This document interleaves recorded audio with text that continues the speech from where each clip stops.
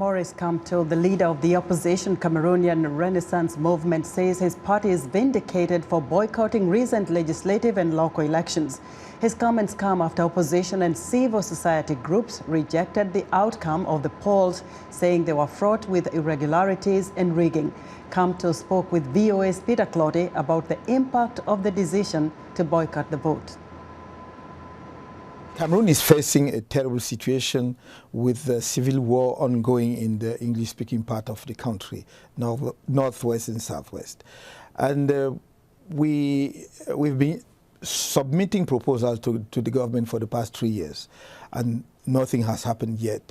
It looks like some people in the government think they will win the war militarily. We don't believe in that.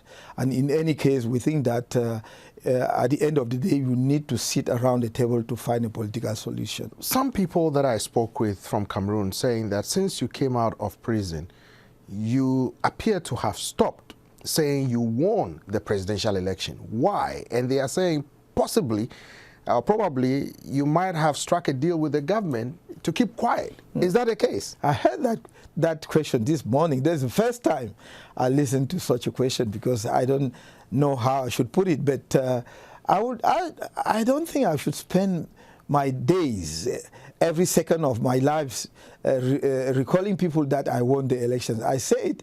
I was vocal. I've been vocal on it, and I still say that I won the elections.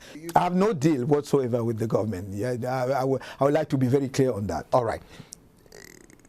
People have proposed a lot of recommendations in terms of how to resolve the Anglophone crisis at the moment. What is your take on the solution proposed by many that perhaps a two-state federation or a return to it could be a solution to the crisis? What is your take? What's your stance? We are very supportive of federalism.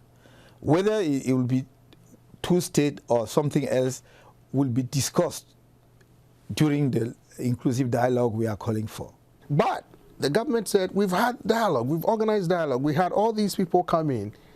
So what other dialogue are you talking about? No, I mean, the so-called dialogue, major dialogue was masquerade. Masquerade because the government selected some few people to present them as stakeholders from the Anglophone side, and we all know that the armed groups were not represented in that dialogue. How could we reach a genuine solution without involving those who are in the field fighting for the reform or for secession?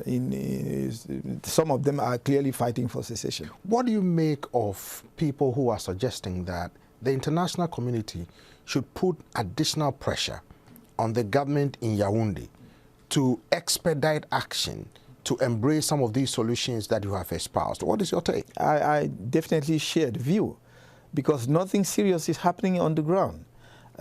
Killings are increasing daily, day after day. And we see that the current government in Cameroon is not listening to anybody. You know, you take, I was quoting some resolutions from the U.S. Congress, from the European Union Parliament, from Canada and from the African Union. None of the recommendations contained in those resolutions were implemented by the government so far. So we do need additional pressure on Cameroonian government to tackle the situation seriously. We have not been able to resolve the crisis among ourselves as Cameroonians. So we do need some additional help from outside. Maybe we'll reach the solution we have been seeking for the past 3 years, as far as Anglophone crisis is concerned, and politically for the past 7 years or so concerning the post-electoral crisis.